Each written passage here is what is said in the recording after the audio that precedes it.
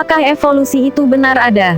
Atau hanya sebatas teori? Banyak teori-teori sengaja dikumpulkan terlebih dahulu, demi untuk menemukan sebuah fakta. Teori penting yang sangat masyhur, dirumuskan oleh ilmuwan yang masyhur, dikesampingkan begitu saja, bahkan ditertawakan. The Origin of Species pada tahun 1859 dan The Descent of Man and Selection in Relation to Sex pada tahun 1871 merupakan dua buku magnum opus dari karya Charles Darwin. Pernah duduk di bangku sekolah dijamin tidak asing dengan orang ini, terutama dengan teorinya yang paling terkenal. Secara bahasa sederhana, ia berpendapat, manusia berasal dari kera.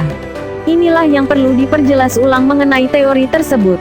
Kesalahpahaman atau penolakan kita mengenai teori Darwin memang muncul, terutama ketika kita membenturkannya dengan sudut agama, yang sudah jelas tertulis dalam kitab, perihal manusia pertama yaitu Adam dan Hawa. Sudah barang tentu, manusia sendiri juga pastinya keberatan, jika ternyata nenek moyangnya tidak lebih dari seekor kera. Mereka sudah terlanjur menggambarkan Adam dan Hawa adalah sejoli yang gagah, ganteng dan cantik, bahkan mereka adalah seorang nabi yang mulia.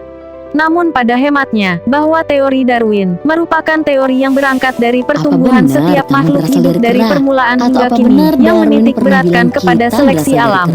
Kehidupan makhluk hidup dalam tahapan hierarkis pertumbuhan dan perkembangan, dari berbagai jenis yang berada dalam diri mereka sendiri, dan perubahan tersebut terjadi secara perlahan, dari masa ke masa secara evolusi. Teori ini memang cenderung membahas segala makhluk hidup, itu pun tidak lepas dari logis dan sains, ilmu pengetahuan yang didukung dengan fakta. Charles Darwin berangkat dengan mengambil sampel-sampel makhluk hidup yang hidup di zaman purba. Pengambilan sampel ini berdasarkan bagaimana bukti nyata adanya kemiripan makhluk hidup yang hidup di zaman dahulu dengan makhluk yang ada saat ini, termasuk hewan dan manusia. Ditemukan, alam yang senantiasa memberikan sebuah seleksi bagi setiap makhluk hidup. Sehingga syarat-syarat mereka bisa hidup adalah dengan mempertahankan dirinya dan tidak menjadi konsumsi semata. Atau lebih tepatnya, mereka mempertahankan hidup dengan cara bertahan atau menyerang lawan. Hukum alam demikian akan tetap berlaku, itu menurut basis evolusi Darwin dalam teorinya. Sebab ini dirunut dari kehidupan makhluk hidup yang bisa diprediksi, dari pertama kali di muka bumi sekitar 3,5 miliar tahun yang lalu. Lebih mendalam menelusur basis teori Darwin, bahwa eksistensi semua makhluk hidup pada dasarnya berasal dari alam ini sendiri, lalu berubah secara bertahap dalam kurun waktu yang lama. Semua itu diperlukan, untuk dapat menyesuaikan perubahan zaman, agar dapat bertahan hingga sampai kini.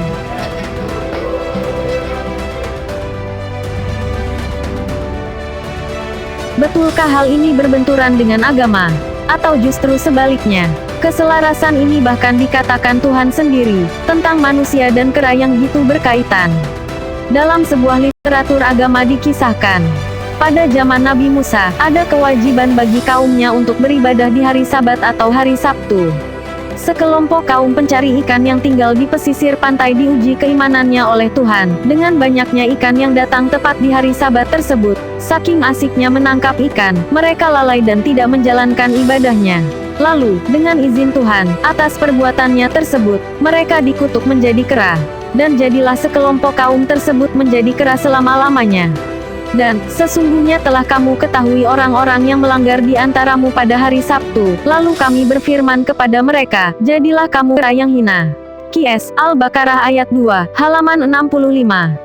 Dan, tanyakanlah kepada Bani Israel tentang negeri yang terletak di dekat laut ketika mereka melanggar aturan pada hari Sabtu, di waktu datang kepada mereka ikan-ikan, yang berada di sekitar, mereka terapung-apung di permukaan air.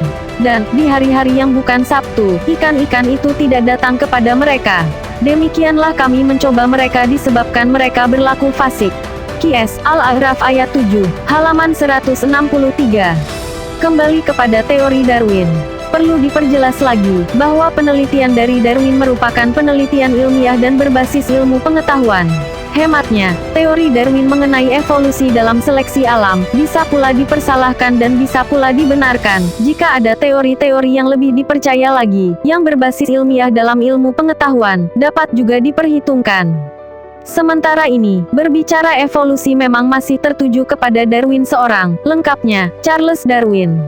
Dengan teorinya, Darwin tidak secara mentah-mentah memandang manusia sebagai nenek moyang kera. Tidak setajam firman Tuhan yang dengan tegas mengatakan, sekelompok manusia pernah berubah menjadi kera, melainkan ia hanya mengidentifikasi kerangka-kerangka, bentuk tulang manusia, dengan kerangka bentuk tulang dari hewan-hewan kera dan sejenisnya. Dalam analisanya, secara implisit, manusia dan kera memiliki kekerabatan nenek moyang yang dekat, baik secara identifikasi bentuk tubuh, bahkan DNA yang menunjukkan tingginya kesamaan. Berangkat dari teori ilmu pengetahuan, disertakan dengan eksperimen-eksperimen, penemuan kerangka makhluk hidup yang mirip dengan genitasnya, Darwin menarik kesimpulan sementara, yang mengatakan, bahwa manusia dan kera, memiliki kecenderungan identitas dan ciri khas yang sama di masa lampau.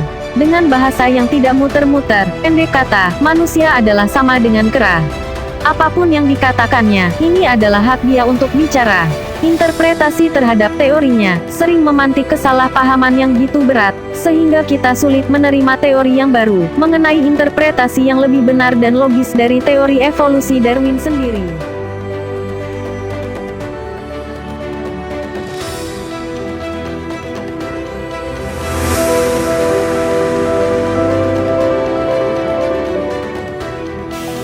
Apa benar kamu berasal dari kera? Atau apa benar Darwin pernah bilang kita berasal dari kera? Memperkuat teori Darwin, yang mengacu pandangannya terhadap manusia dahulu, terutama dalam segi bentuk tubuh, semua dapat kita lihat dengan jelas. Yaitu dengan diketemukannya fosil manusia purba. Tidak jauh-jauh, beberapa fosil tersebut bahkan ditemukan di Jawa, Indonesia, seperti Pithecanthropus erectus, Homo soloensis dan Wajakensis. Setelah direkonstruksi, semua kontur tulangnya disusun, diberi otot, daging, mata dan rambut. Apa yang terjadi? Terbukti sudah, bentuk mereka ternyata lebih mirip kera daripada manusia zaman sekarang. Dengan ini, akal awam pun dapat menarik kesimpulan, seperti apa bentuk mereka jika ditarik waktu lebih jauh lagi, lebih ke sono lagi. Semakin ke sono, bukan tidak mungkin sampai pada sebuah titik, di mana bentuk manusia memang plek-ketiplek dengan kera di zamannya. Teori Darwin boleh saja dianggap salah, tapi jangan hal tersebut terjadi hanya karena manusia malu, kalau mereka disamakan dengan kera.